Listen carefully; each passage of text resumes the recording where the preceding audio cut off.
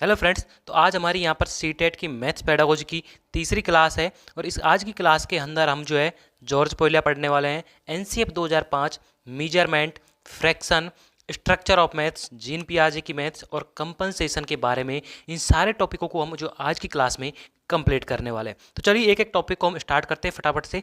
और दोस्तों वीडियो अच्छी लगे तो वीडियो को लाइक जरूर कर दीजिए, चैनल पर नए हो तो चैनल को सब्सक्राइब जरूर कर लीजिए। तो पहला टॉपिक है हमारा गणित की मूलभूत संरचना।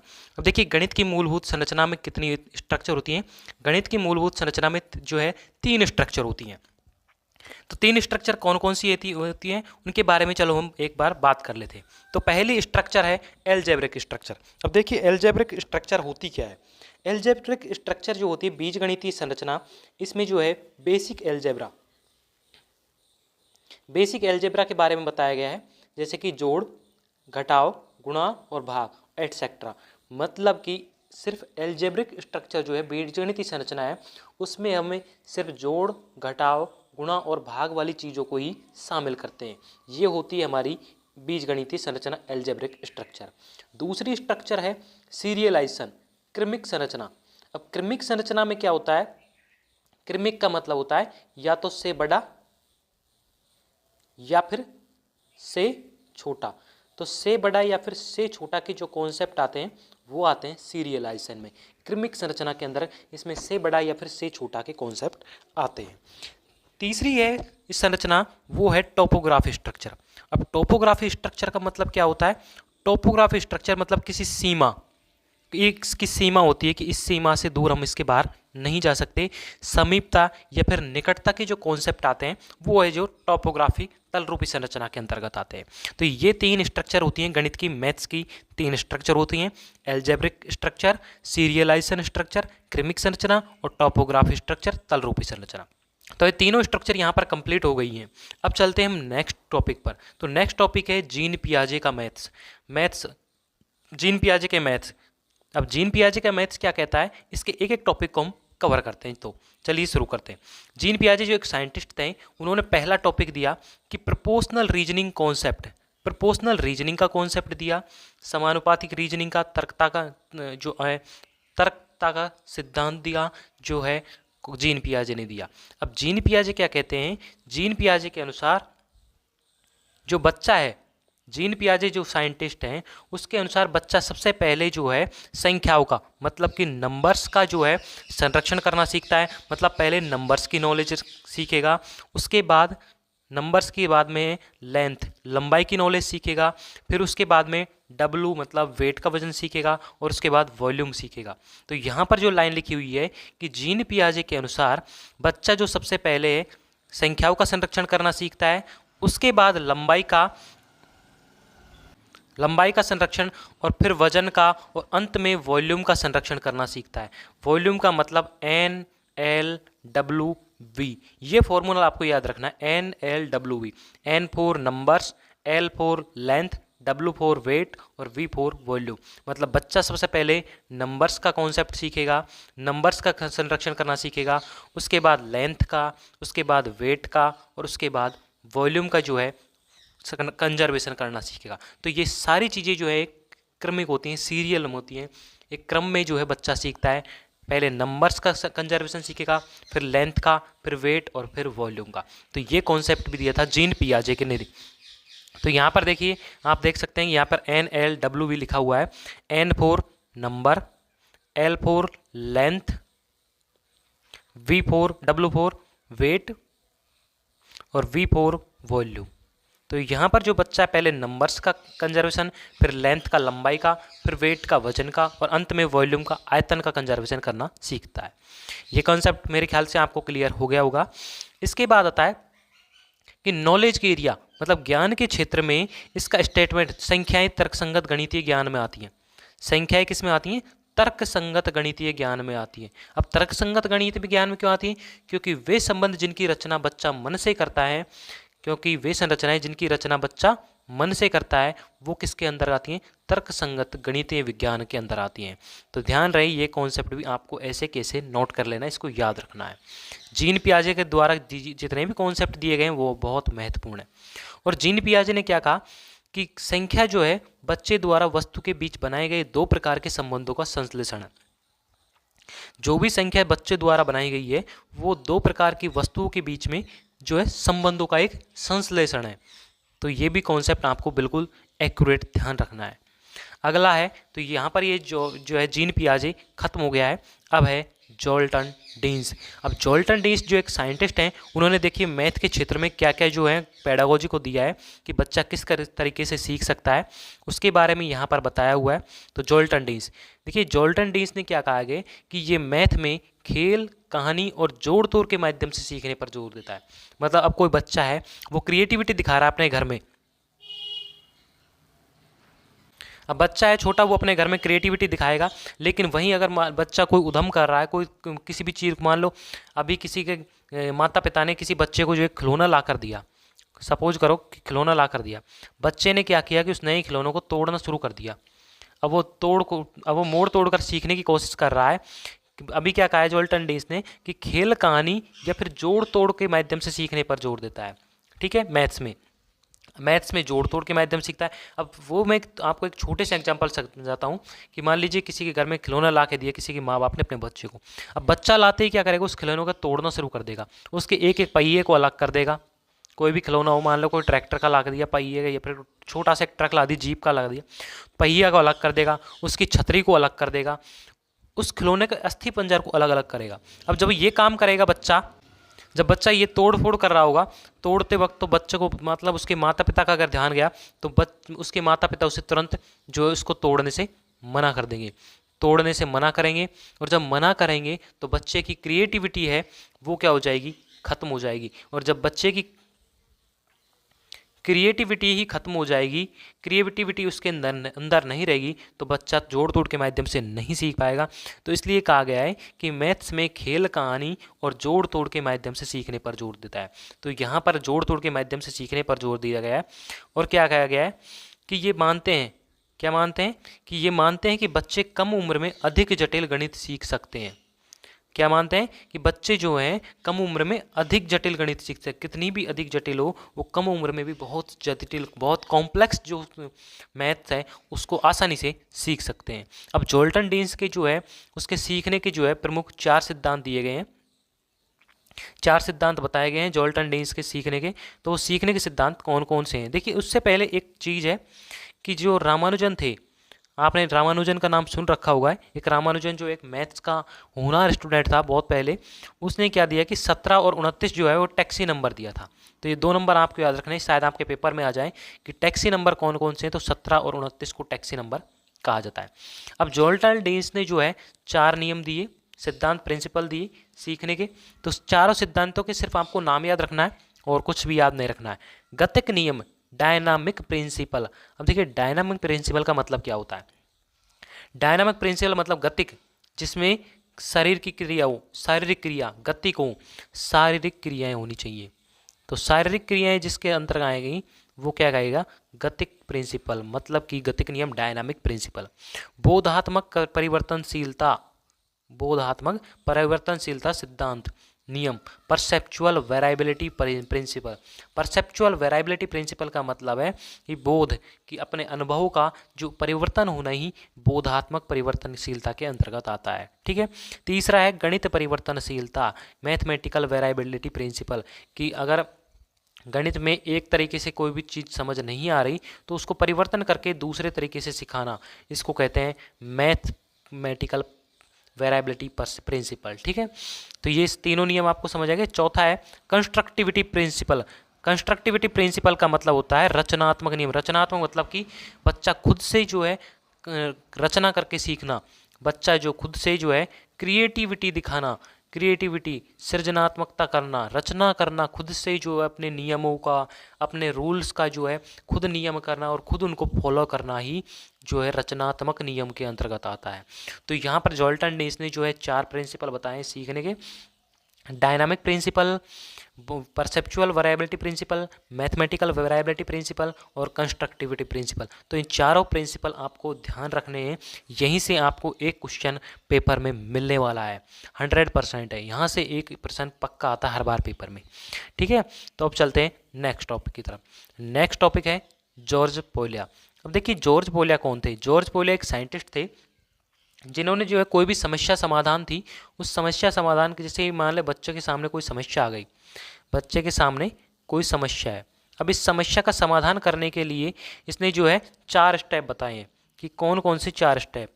तो उन 4 स्टेप को यहाँ पर हम पढ़ेंगे। तो 4 स्टेप की पहले समस्या को किस तरीके से, मान लो बच्चों को सामने अब कोई हमने एक सवाल दिया बच्चों को करने के लिए, या फिर कोई इस तरीके की समस्या आ गई, हमने बच्चे को कहा कि तुम्हें वहाँ पर जा कर के एक क्रिएटिविटी दिखानी है, कि वहाँ पर पहले तुम स्कूल में जाओ और स्कूल में तुम्हें कमरे में जा कर के क्रिएटिविटी दिखानी है अलग तरह की, मैथ्स वाली। तो बच्चा सोचेगा कि मैथ्स की कौन सी की क्रिएटिविटी दिखाई जाए। तो बच्चे के अंदर क्या आ गई? समस्या है वो। तो समस्या का आ गई तो पहले बच्चे का कहेगा कि क्रिएटिविटी की या समस्या है किस चीज़ की। तो बच्चे को समझ आया कि मैथ की समस्या है, तो वो समझेगा मैं पहले समस्या को। उसके बाद उसको क्या करेगा? योजना बनाएगा। योजना, उसके बाद क्या करेगा? योजना बनाएगा। तो योजना बनाएगा कि वो किस तरीके से इसको जो है अपने रूम में उसको एक क्रिएटिविटी के रूप में दिखा सकता है कि आपको मैथ्स की क्रिएटिविटी करनी है, तो योजना बना ली उसने क्रिएटिविटी के थ्रू। इसके बाद योजना बनाने के बाद क्या करेगा? उसका इम्प्लीमेंटेशन, मतलब उस योजना का प्रयोग करेगा कि ये योजना क्रिएटिविटी में टीचर आएगा तो उसके सामने ये क्रिएटिविटी दिखाऊंगा तो शायद टीचर को मेरी ये वाली क्रिएटिविटी पसंद आ जाए, तो वो क्रिएटिविटी दिखाएगा। तीसरा और चौथा है लास्ट में उस योजना को देखना, पुनः जांचना कि क्या मेरी क्रिएटिविटी की गई थी वो सही है। तो उन्होंने जॉर्ज पोलिया ने समस्या समाधान पर बल दिया था। तो समस्या समाधान की उन्होंने 4 स्टेप बताए हैं। पहला, समस्या को समझना। अब मैंने बताया कि टीचर ने कहा कि तुम्हें एक क्रिएटिविटी करना है मैथ्स से रिलेटेड, चाहे वो कोई भी क्रिएटिविटी हो। तो पहली, बच्चे ने क्या करेगा? उस समस्या को समझेगा कि किस तरह की समस्या है, तो वो मैथ्स से रिलेटेड है, मैथ्स क्रिएटिविटी है, तो बच्चा क्या करेगा? उस समस्या को समझ गया। ठीक है, पहला यहाँ पर समस्या को समझना, तो बच्चा यहाँ पर समस्या को समझ गया। दूसरा है योजना बनाना। अब बच्चा योजना बनाएगा कि इस क्रिएटिविटी को, मैथ्स की क्रिएटिविटी थी, उसको किस तरीके से करना है कि टीचर को अच्छी लगे। वो कुछ ये करने करेगा, तो वो कोई भी क्रिएटिव मान लो करने की कोशिश करेगा, तो उसकी योजना बनाएगा पहले कि मैं इस क्रिएटिविटी को इस तरीके से फॉलो करूँगा, पहले ये करूँगा फिर ये करूँगा तो क्रिएटिविटी मेरी अच्छी हो जाएगी। तो योजना बन गई उसकी। पहले समस्या को समझा, दूसरा योजना बना ली। तीसरा है योजना का संचालन। अब बच्चा क्या करेगा? जब टीचर क्लास में आएगा तो उसको क्रिएटिविटी करके दिखाएगा कि पहले जो स्टेप बनाए उसने वो स्टेप करके उसको दिखा दिए। तो योजना का संचालन हो गया, मतलब प्रयोग, मतलब कि योजना का इम्प्लीमेंटेशन करेगा। और उसके बाद में पुनः जांचना, लुक बैक। और उसके बाद फिर बच्चा है जो खुद मन में सोचेगा कि हाँ ये वाली मेरी क्रिएटिविटी सही है, तो उसके बाद में लुक बैक करना है, पुनः जांचना है। तो यहाँ पर जॉर्ज पोलिया ने जो है समस्या समाधान के जो है 4 स्टेप बताए हैं। पहला है समस्या को समझना, अंडरस्टैंडिंग द प्रॉब्लम। दूसरा है प्लानिंग। तीसरा योजना का संचालन, इम्प्लीमेंटेशन। और चौथा पुनः जांच, लुक बैक। तो मेरे ख्याल से यहाँ पर जॉर्ज पोलिया की जो समस्या समाधान की जो 4 स्टेप हैं वो आपको आसानी से समझ आ गए होंगे। तो चलिए यहाँ पर जॉर्ज पोलिया का टॉपिक जो है खत्म हो चुका है। तो अब हम नेक्स्ट टॉपिक की तरफ बढ़ते हैं। नेक्स्ट टॉपिक है NCF 2005। अब देखिए NCF 2005 क्या होता है। पहले तो NCF का पूरा नाम सुन लीजिए। NCF का पूरा नाम होता है नेशनल करिकुलम फ्रेमवर्क। तो NCF 2005, तो NCF का पूरा नाम हो गया नेशनल करिकुलम फ्रेमवर्क। अब NCF के अंतर्गत जो है कौन कौन से नियम दिए गए कि मैथ्स को किस तरीके से सीखना है, मैथ्स किस तरीके के क्या है, तो उसको हम पढ़ते हैं यहाँ पर। पहला है यहाँ पर कि NCF 2005 के अनुसार गणित शिक्षण का संकीर्ण उद्देश्य संख्याओं से संबंधित कौशलों को विकसित करना और हायर समस्या समाधान कौशल को विकसित करना है। मतलब संकीर्ण उद्देश्य का मतलब है इसका एक उद्देश्य क्या है कि पहले तो मैथ्स का उद्देश्य कि हम कोई भी बच्चा होगा तो हम उसको एक तो नंबर्स की नॉलेज देंगे, संख्याओं से संबंधित कौशल को विकसित करेंगे और हाईयर समस्या समाधान कौशल, मतलब ऊंची से ऊंची जो हाईयर क्वालिटी की जो समस्या होगी उसका समाधान का कौशल विकसित करेंगे।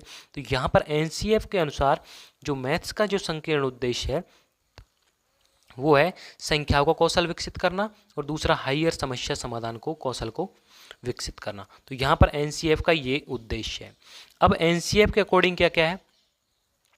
NCF के अकॉर्डिंग प्राइमरी स्कूल की बात की गई है तो प्राइमरी स्कूल में चौपड़ मैंने तुम्हें पढ़ाया, टेसिलेशन पिछली क्लास में, दूसरी क्लास में आप देख लेना, पिछली क्लास जो थी उसमें देख लेना। प्लेलिस्ट मैंने यहाँ पर आपको डाली हुई है एक एक क्लास की, मैथ्स की, पेडागोजी की, मैं जो भी आपको पढ़ाऊंगा उसकी अलग अलग प्लेलिस्ट मिल जाएगी, तो आप प्लेलिस्ट में जाकर देख लीजिए कौन सी क्लास की बात कर रहा हूँ। मैं यहाँ पर क्लास का नंबर भी बोल देता हूँ किस क्लास में मैंने कौन सी चीज़ पढ़ाई हुई है। तो टेसिलेशन, ये चौपड़, इसको कहते हैं हम टेसिलेशन। तो टेसिलेशन जो मैंने क्लास 2 में पढ़ाई हुई है वहाँ पर आप जाकर इसको देख लेना।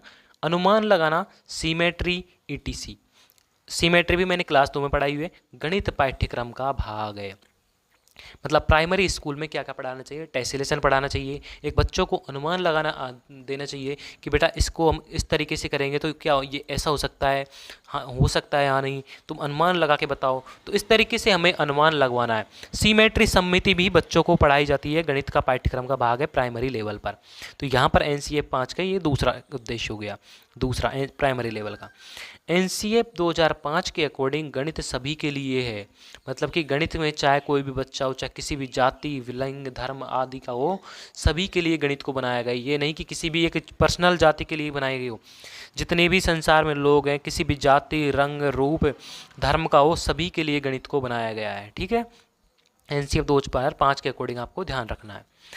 गणित शिक्षण को क्या कहा गया है कि गणित शिक्षण को लिंग, जाति और कौशल के आधार पर भेदभाव से मुक्त होना चाहिए।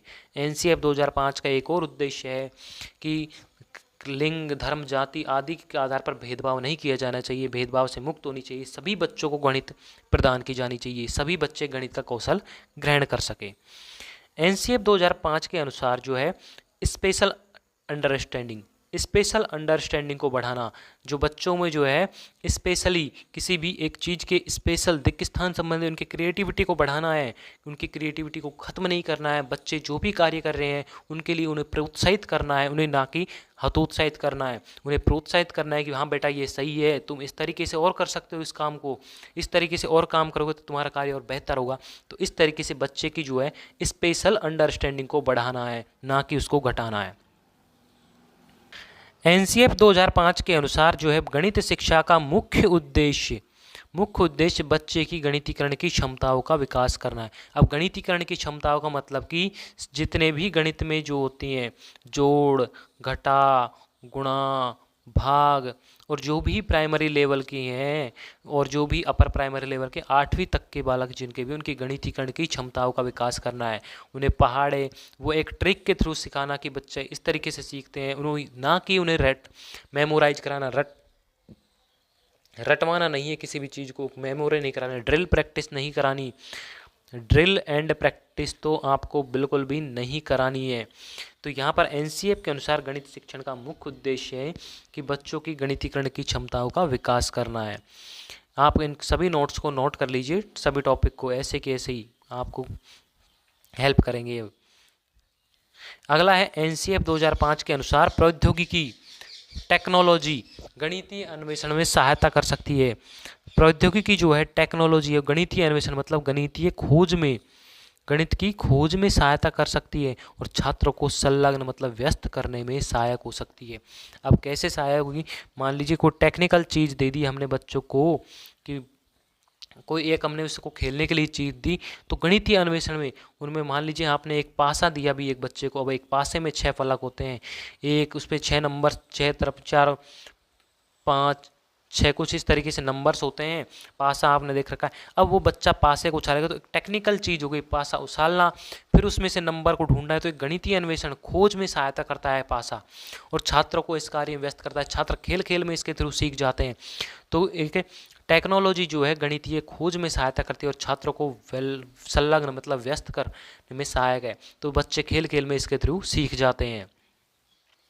नेक्स्ट कि इसलिए एक कैलकुलेटर के उपयोग की अनुमति विद्यालय को सभी परीक्षा में देनी चाहिए, मतलब कि अपर प्राइमरी लेवल क्लास 1 से लेकर के 8 तक के बच्चों को जब मैथ्स के प्रॉब्लम की या पेपर की बात हो, पेपर में, तो एक कैलकुलेटर की अनुमति देनी चाहिए, जिससे कि बच्चों का जो कैलकुलेशन है वो उसमें भी टेक्निकल के रूप में सीख सके, क्योंकि आजकल जितने भी बच्चे हैं वो टेक्निकली चीज़ों का प्रयोग करते हैं, तो कैलकुलेटर का उपयोग देना चाहिए जिससे बच्चे टेक्निकल रूप से भी चीज़ें को सीख सकें, ग्रहण कर सकें कौशलों को। तो यहाँ यहाँ पर ये हो गया NCF 2005 हमारा कंप्लीट हुआ। अब हमारा नेक्स्ट टॉपिक है मीजरमेंट। अब मीजरमेंट कैसे करेंगे, किसी भी चीज़ का मापन कैसे करनी है, तो सबसे पहले देखिए, सबसे पहले करेंगे हम तुलना। अब तुलना कैसे करेंगे, ये है पहला। अब तुलना करनी है, दो चीज़ों के बीच में तुलना करना, ना कि बच्चों के बीच में। बच्चों के बीच में कभी भी तुलना नहीं करनी है, दो कोई भी वस्तु हो उनके बीच में हमें तुलना करनी है। जब हमने तुलना कर ली उसके बाद अप्रमाणिक मापों का उपयोग, यूजिंग नॉन स्टैंडर्ड मीजर, अप्रमाणिक मापों का हमें उपयोग करना है। अप्रमाणिक माप जो होगी, जिनको प्रमाणित नहीं किया जा सकता है, उन अप्रमाणिक मापों का हमें उपयोग करना है। उसके बाद है यूजिंग स्टैंडर्ड मतलब प्रमाणिक माप, जो प्रमाणित माप हैं, जो प्रमाणिक इकाई हैं, उनका हमें उपयोग करना है। ये एक क्रम में ही आपको याद रखना है कि मीजरमेंट की बात की जाए तो आपसे वहाँ पर पूछ लिया जाएगा, पेपर में इस तरीके का ग्राफ ये चारों दे दी जाएंगे और पूछ ली जाएगा कि इन्हें क्रम में व्यवस्थित करो।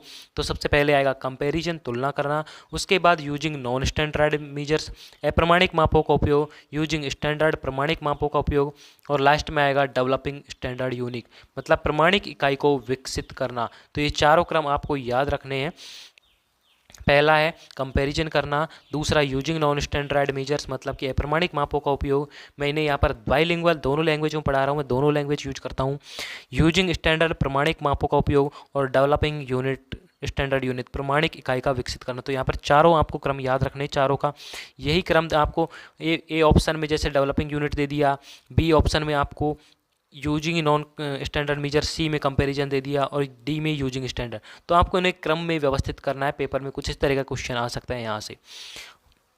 तो ये हुआ यहाँ पर जो है मीजर्स का उपयोग। मीजर्स हमारा टॉपिक खत्म हुआ। अब है अगला तुलनात्मक जमा। अब देखिए तुलनात्मक जमा क्या होती है, कंपेरिजन एडिक्शन।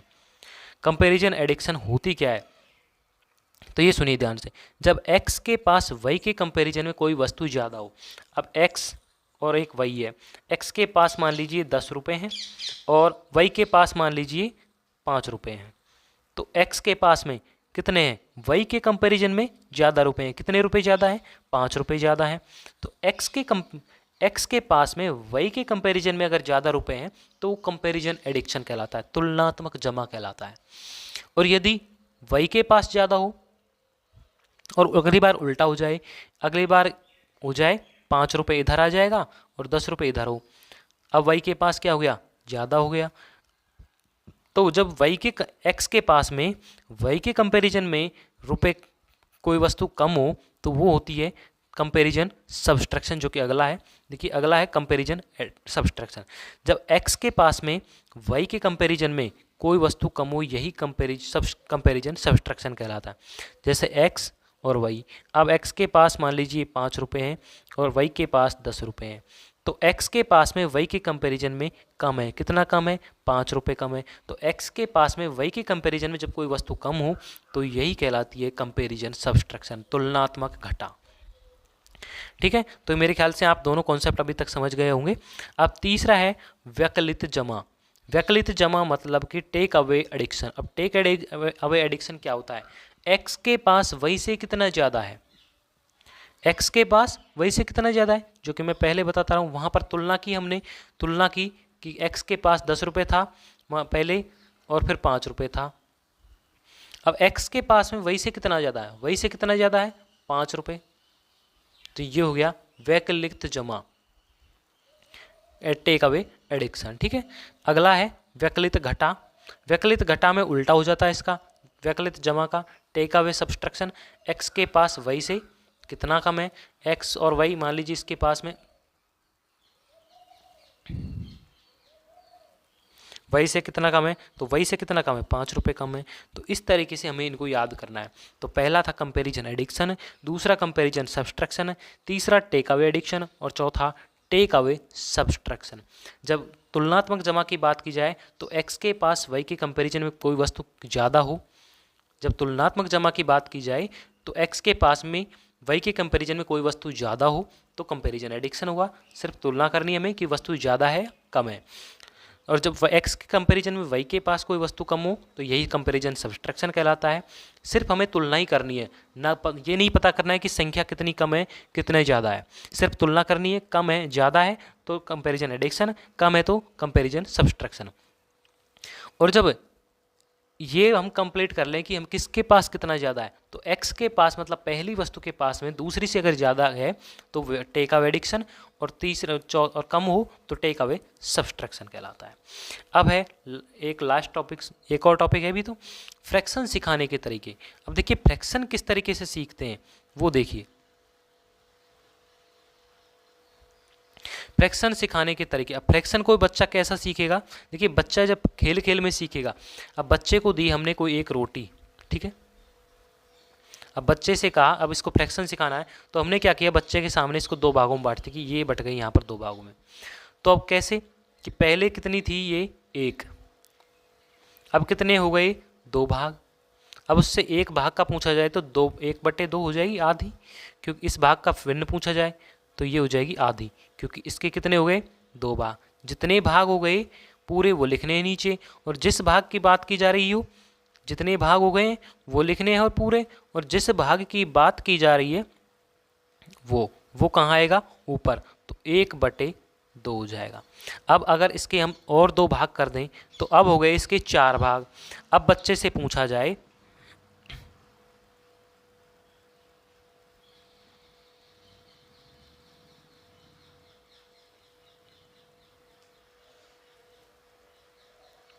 अब अगर बच्चे से पूछा जाए कि अब इसके कितने भाग होंगे, तो बच्चा पहले तो ये देखेगा कि इसमें कितने भाग हैं, 4 हो गए टोटल।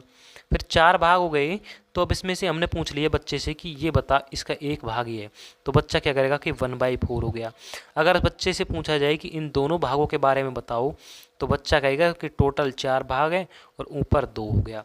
इस तरीके से एक रोटी के टुकड़े से समझा सकते हैं। सांप और सीढ़ी का खेल, सांप और सीढ़ी का खेल संख्याओं की नॉलेज के लिए बच्चों को सिखाया जाता है। अब सांप सीढ़ी का खेल आपने देखा होगा, बचपन में आपने खेला भी होगा कि सांप सीढ़ी में 1 से 100 तक के लिए अंक दिए होते हैं, 1 से 100 तक के लिए। और जब बच्चे उसमें चलते हैं खेलते हैं तो जब सांप की जब सीढ़ियाँ भी होती हैं उसमें, तो सीढ़ियों के थ्रू तो बच्चा तुरंत ऊपर पहुंच जाता है। तो उससे क्या होता है नॉलेज, बच्चे को गिनती सीख सकता है कि यहाँ 1 है या 95 है या 100 है या 55 है 45, जो भी उसको नॉलेज मिल जाती है। और उस सीढ़ी के खेल से वो फ्रैक्शन की नॉलेज भी सीखता है धीरे धीरे, कि जब संख्याएं इस तरह की होंगी, खेड़ी की नॉलेज, खेल संख्याओं की नॉलेज, फिर जब कभी कभी बच्चे को सांप डस देता है तो वो नीचे आ जाता है, तो बच्चे को वो ध्यान रहता है कितने अंक पर सांप है।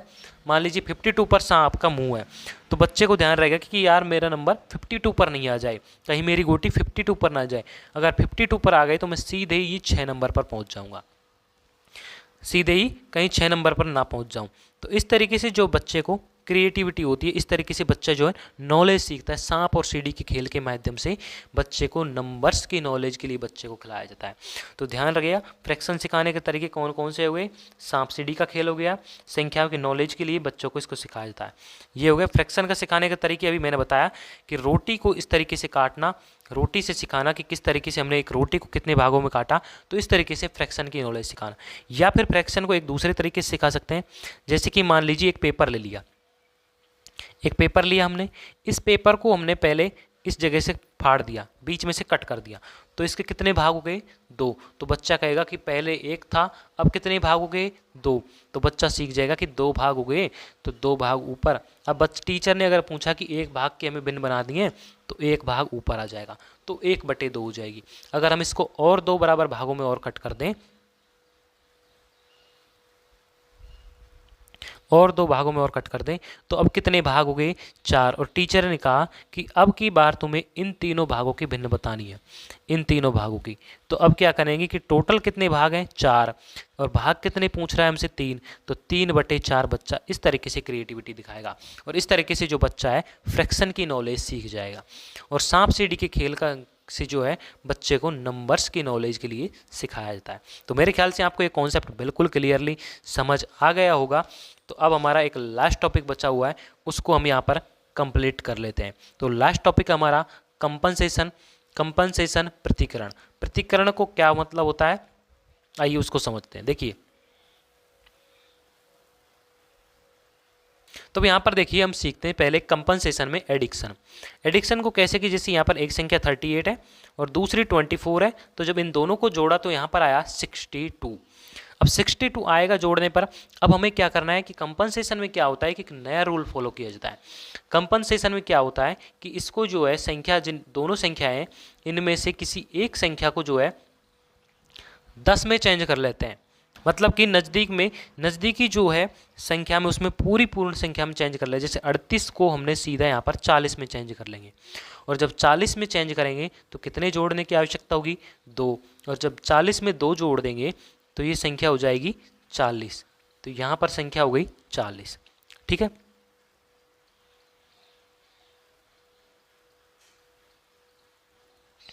चालीस हो गई।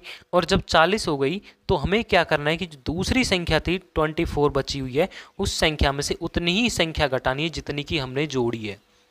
तो जितनी जोड़ने पर वो पूर्ण हुई उतनी ही संख्या हमें कम करनी है, घटानी है दूसरी संख्या में से। तो हमने क्या किया कि 24 में से 2 घटा दिया। जब 24 में से 2 घटा दिए तो आ गया हमारे पास 22। और जब 22 आ गया तो इसका उत्तर तब भी कितना आया? 62। जब 40 और 22 कितने हो जाएंगे? 62। तो इस तरीके का एक उदाहरण आपके सामने पेपर में दिया जाएगा और ये पूछ लेगा आपको कि ये उदाहरण कौन से प्रारूप का है, किसका है। तो ये उदाहरण किसका हो जाएगा? कंपनसेशन का, प्रतिकरण का हो जाएगा। अगर कंपनसेशन में भी आगे पूछा जाए कि ये किसका है तो ये किसका है? कंपनसेशन एडिक्शन का है। किसका है? कंपनसेशन एडिक्शन का है। तो ये होती है बात कंपनसेशन एडिक्शन। कंपनसेशन एडिक्शन में क्या होता है कि एक संख्या में जितने अंक जोड़े जाते हैं उस संख्या में से उसकी दूसरी संख्या में से उतने ही अंक क्या किए जाते हैं? कम किए जाते हैं, घटा दिए जाते हैं। जैसे 38 में 2 जोड़ के हमने उस संख्या को 40 किया पूर्ण संख्या में, एक पूर्ण जो है 10 की घात के रूप में, तो उस दूसरी संख्या में से हमने उतने ही अंक घटाए और उस संख्या को हमने, जो भी उस संख्या है उसको हमने इसमें जोड़ दिया। तो यहाँ पर 40 और 22 62 हो गया। तो जितना जोड़ा अंक उतना ही अंक घटेगा। तो ये किसका हो जाता है? कंपनसेशन एडिक्शन का। ठीक है, मेरे ख्याल से आपको ये कॉन्सेप्ट बिल्कुल समझ आया होगा। ये एग्जाम्पल आपको पेपर में मान लीजिए ऐसे कैसे मिल जाएगा, तो वहाँ पर पूछा जाएगा कि ये किसका उदाहरण है, तो आपको किसके आगे बताना है? कंपनसेशन का। लेकिन अगर उदाहरण ऑप्शन में कंपनसेशन एडिक्शन दिया हो तो उदाहरण में आपको ऑप्शन में करना है कंपनसेशन एडिक्शन। ठीक है, अब देखते हैं सब्सट्रैक्शन की बारी। तो देखिए सब्सट्रैक्शन की बारी किस तरीके की होती है।